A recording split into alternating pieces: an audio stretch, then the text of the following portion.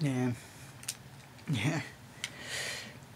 I remember that day when I was sitting in class. I was in middle school at the time. I remember hearing the teacher running down the hall, going door to door, announcing what just happened.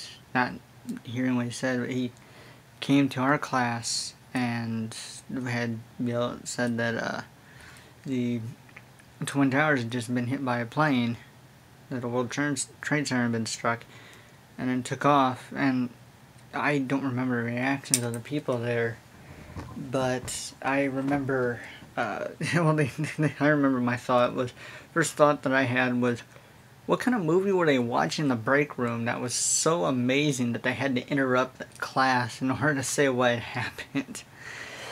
Yeah, I don't think I really knew exactly what. I didn't know what was going on until the very end of the day when they were before the last bell. They had announced what had happened, and a moment of silence for the people who had lost their lives when the towers fell. And I when I went home, I remember there was nothing on TV. Well, it was nothing happy on TV that day. It was all the same news coverage, everything on every single channel. And I remember the one show that wasn't about the events was Arthur. I think it was the episode where he went to the junkyard and he got his leg cut by that open can. And, that was like the one child-heavy program where that was on that wasn't just depressing.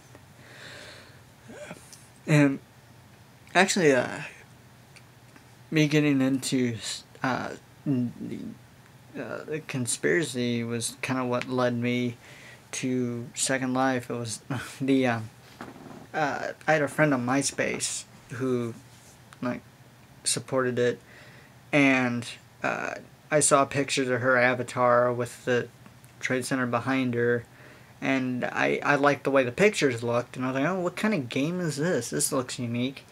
And I checked it out.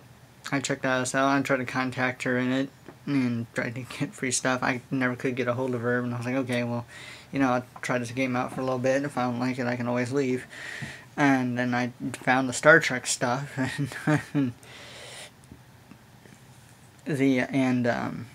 was going, yeah, I'm never leaving this game now. And I met up with some friends almost like every year in SL, talked about it. One of my friends have one of my friends that lost somebody. I think it was his uncle when the towers fell. I was just talking to my friend recently about, he was on the phone with some people who were in the towers when they first got hit, and yeah, I didn't have anybody who was I didn't have any family members that I lost, but yeah,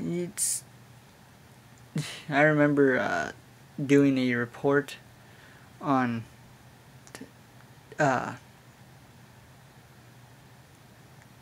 was it the year after, I think, or so, yeah, and had to write on the paper the date, and I had it, 9/11, I drew smoke coming out of the 11. I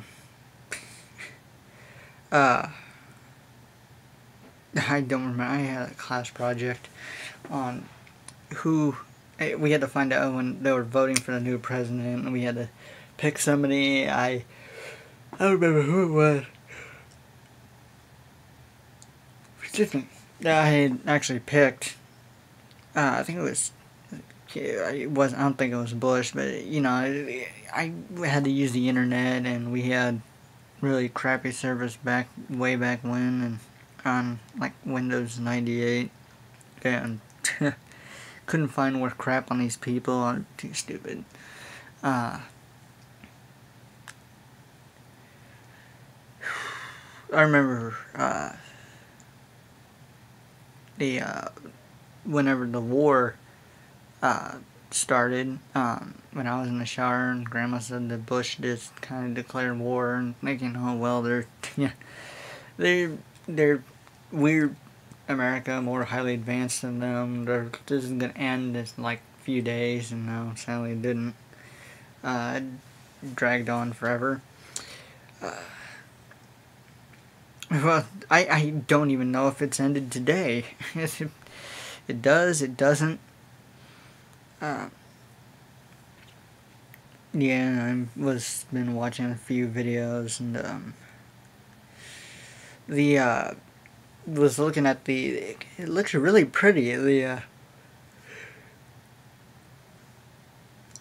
Excuse me, the new trade center that they're building. I don't know what's going to happen to the memorial lights that they've got there. If those are going to be taken down, or I've been reading some comics on that they've been hosting on 9/11, and it's just something I read recently, like a month or so ago, was about how this one was it. I don't remember what it was, but this one, it was either Superman or Spider-Man, one of the comics. This one artist had like the ability to kind of, it was just random chance, but he predicted several major incidents that happened, like, was it Princess Diana's death, and like Wonder Woman, Princess Diana had died in the comic book, I think right before the Princess Diana was killed, but they were talking about an alien ship an alien attack on the U.S. and several monuments were being hit, and the World Trade Center in the comic had been, the damage was done like the exact same way that it happened in real life. The two exact points. There was one at the top and one, and I think it was done before 9/11. I think it aired right afterwards, and I don't think they could pull it in time, but that was extremely disturbing. Yeah,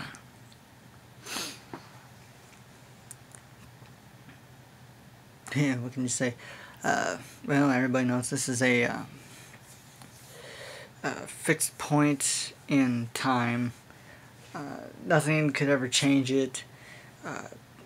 And some people wish they could. I'm one of those people that, I don't wish that well, has it gotten better for us? Has it gotten worse? It's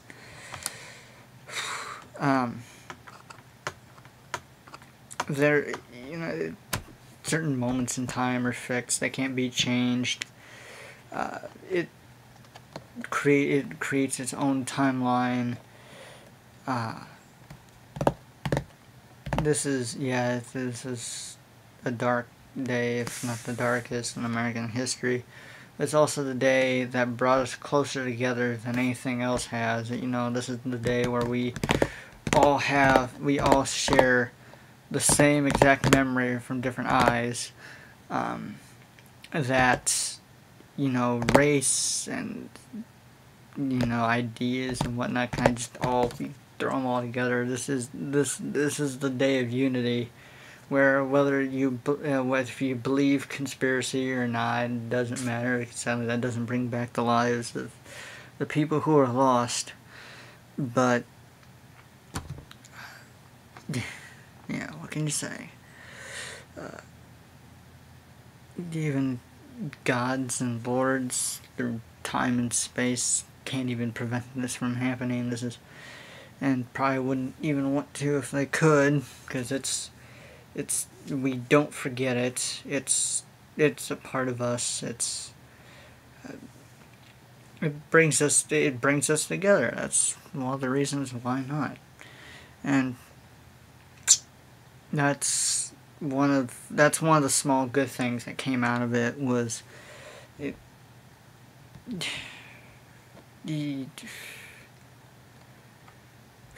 what very little ever good came out of it, but it all reminds us that we're human, and that we're American, and that we won't forget.